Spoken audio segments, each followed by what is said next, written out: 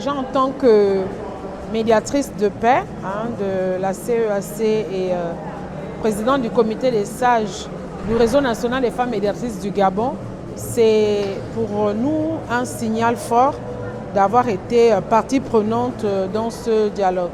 Et concernant la sous-commission dans laquelle j'ai participé, donc justice, droit et liberté, nous étions à près de 40% de femmes.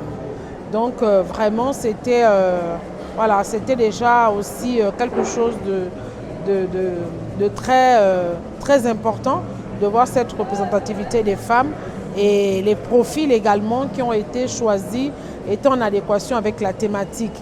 Donc pour nous, c'est déjà d'avoir eu l'opportunité de venir exprimer les attentes des femmes, parce que c'est de ça dont il s'agit.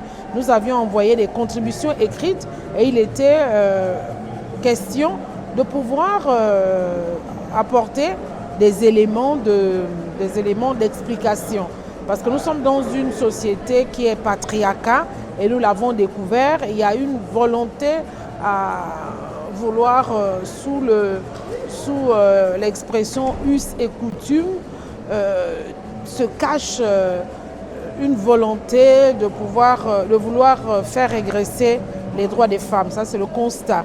Parce que beaucoup d'hommes pensent que ces réformes ont eu pour but de pouvoir donner à la femme des droits au-delà de ce qui lui revient de droit. Ce qui n'est pas le cas, parce que ces réformes sont issues des engagements internationaux, continentaux et régionaux du Gabon, déjà en partant de la Convention pour l'élimination de toutes les formes de discrimination à l'égard des femmes que le Gabon a ratifié en 1983.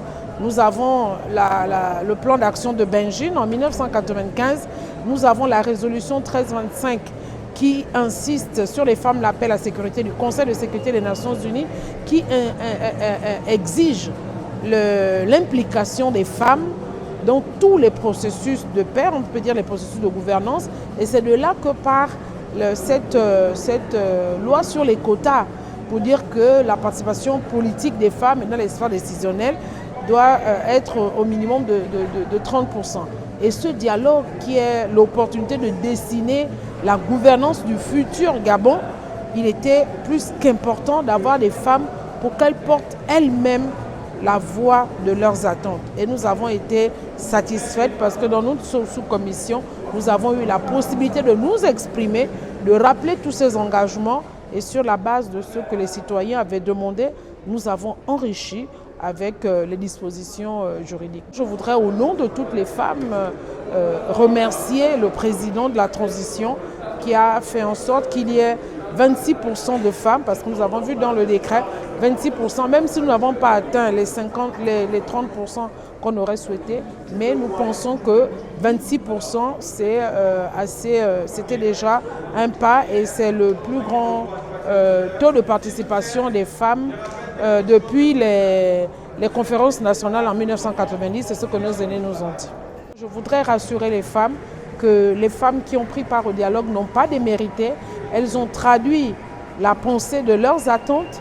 On a dit les mesures spéciales temporaires, donc les discriminations positives que le Gabon peut mettre en place, par exemple en matière de politique, en matière d'élection.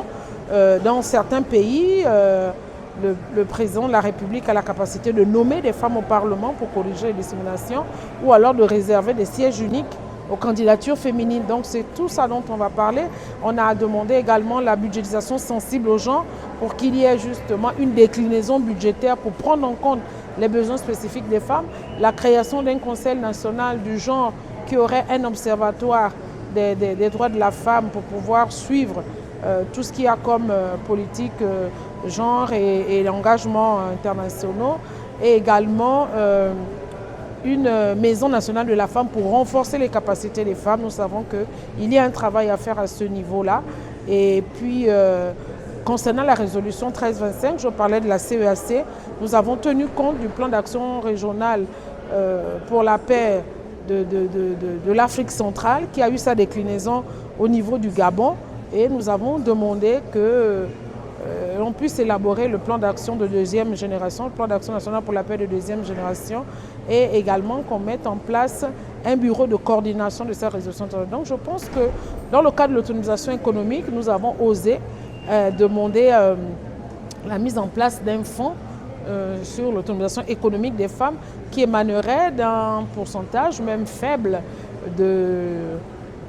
des matières premières, notamment des recettes pétrolières. Donc nous avons tenu compte de tous ces droits sociaux, économiques et il faut savoir que la question était transversale et certains aspects ont été approfondis dans les autres sous-commissions.